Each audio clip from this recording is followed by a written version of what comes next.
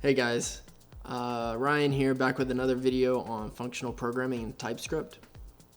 So on one of my previous videos, one of you guys commented, and I appreciate that, commented and recommended that I check out this new library called TS+.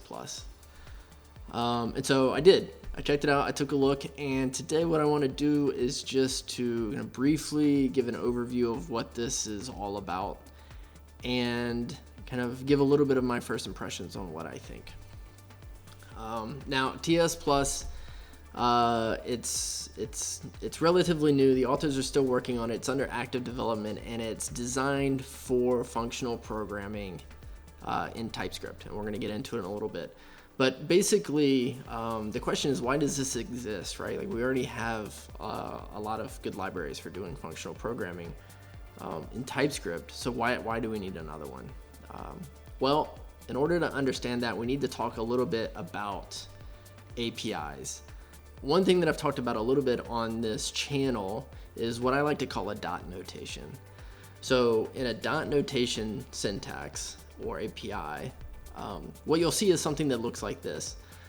So this is, so we create a thing, and then we want to operate on that thing, and then so we say dot map, dot flat map, dot whatever. We can continue chaining in commands and kind of create this pipeline, right? And this is really nice because it's super clean, it's very readable, it's easy for people to pick up. And this is very similar to the syntax that gets used by other programming languages like Scala. But there's a big problem with this. There's multiple issues here. But the big one is that in order to use this type of dot notation syntax, we need to import pretty much the entire library. So if you think about it, whenever you create a new object of a particular type or class, in order to begin chaining those commands, right, we need all of those methods defined on the class. So if we want to use even just one of them, we kind of need to import the entire class, which will include all of the functions. Now, let's say each class, maybe it only has 10 or 100 functions, right? But maybe some of those functions convert to different types or different classes. And then that means that we need to import all of the functions on top of all of those classes as well. So you very quickly run into a situation where if you even want to use a single piece of this library, you essentially need to import the entire library, all of the functions that are available. And that might not be a big deal on the back end, but if you're doing front end programming, this can, it can be a deal breaker. So then people started coming up with different ways of solving this problem. Said, okay, well, instead of using this dot notation syntax, let's create a new type. And some people refer to this as a Pipeable API. So the idea is, well, instead of defining all of our functions on top of the class, let's define them all outside of the class. And then we query the function so that they can accept the object that we're operating on as one of the arguments. Now, I'm not going to go into a lot of details here, but this is essentially the way that all of FPTS works. And the advantage here is that we can open up a pipe operator, and then we only drop in the functions that we want to use. And since all of these functions are defined outside of their classes, we only need to import the functions that we want to use. So in this situation, we can make use of a large library like FPTS without having to import every single module, every single function within all of those modules.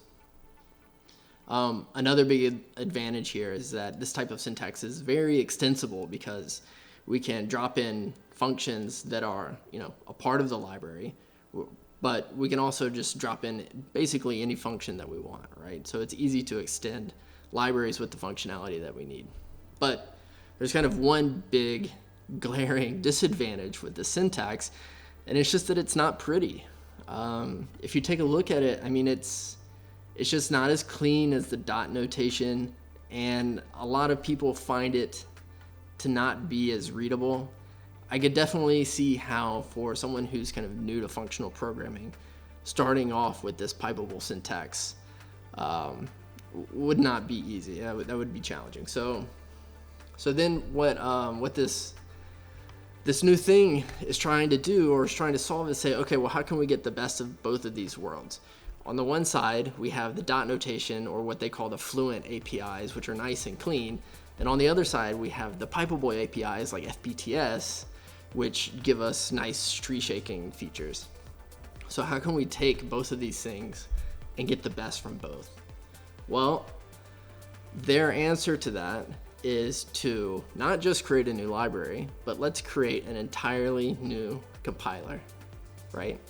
Typescript isn't enough to really to solve this problem. It doesn't give us enough to do what we want to do here. So what we're going to do instead is to create an entirely new compiler built on top of Typescript, hence the TS+. And we're going to build into this compiler the ability to get dot notation syntax and tree shakeability. So let's look a little bit at how that works. So in this article, by the way, the author of this new compiler created this article on dev.to, where it's a really nice article. He walks down exactly why you would want to do this and how. So I definitely recommend taking a look. But anyway, he gives this example. Let me see if I can find it. Here we go. So the way that this works is that you introduce your type or your class, and then instead of defining the functions on that class, you define the functions outside of it, right? So this is what's going to give us the tree shakeability that we want. However, this isn't going to give us the dot notation syntax that we want. So then what we do is that above each class and each function, we write these annotations. And the way that they got this to work is to use comments for all of these annotations. That way, essentially, even though we're using a new compiler, everything that we write is still compilable in normal, old school TypeScript. But then we kind of give the compiler more information that it needs to attach each of the functions where they need to go through these commented annotations. So let's just take a look.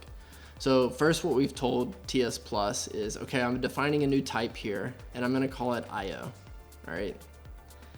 And then below this, let's look at like the map function.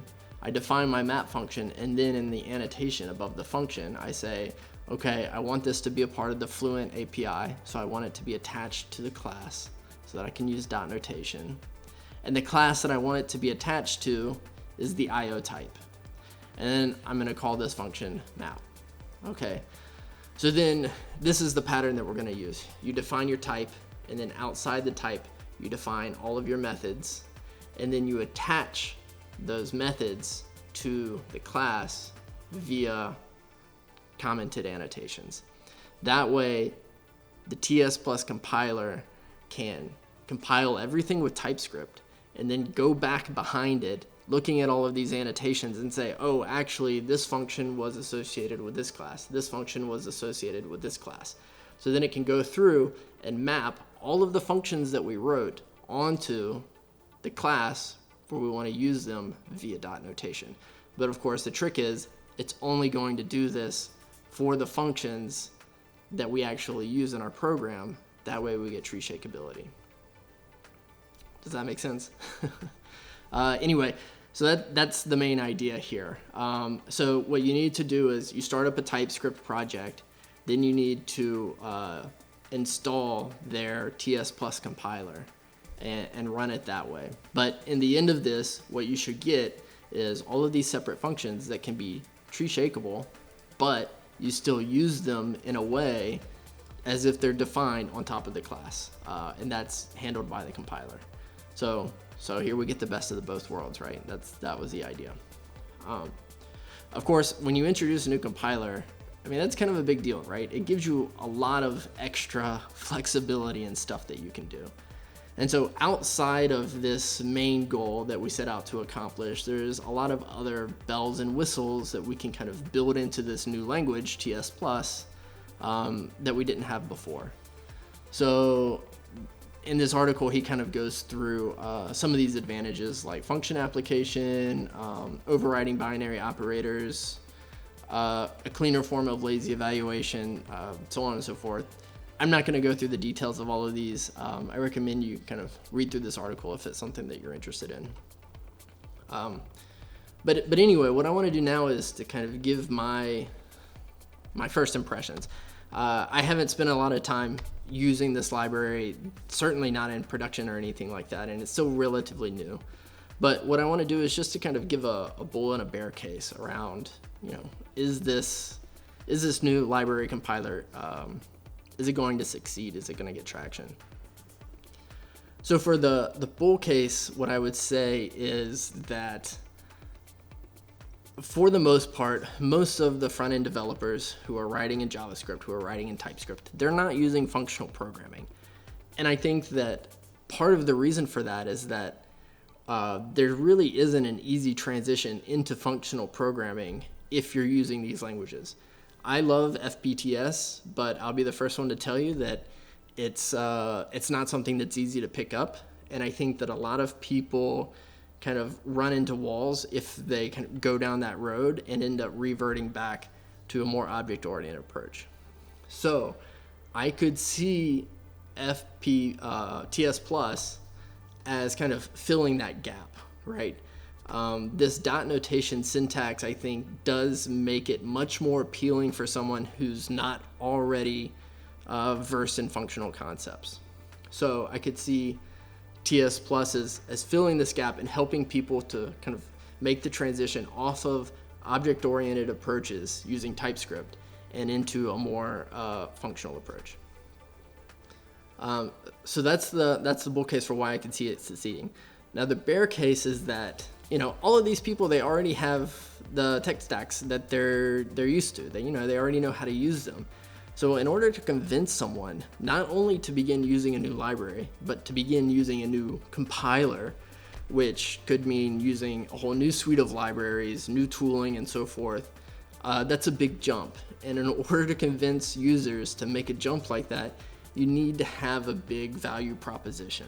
I'm not sure that the problem that TS Plus is solving is a big enough value proposition to convince people to make that leap. I think it would take a lot of work on the part of the authors in order to evangelize enough people at a fast enough rate to get this thing off the ground and growing through open source contributions in order for it to take off.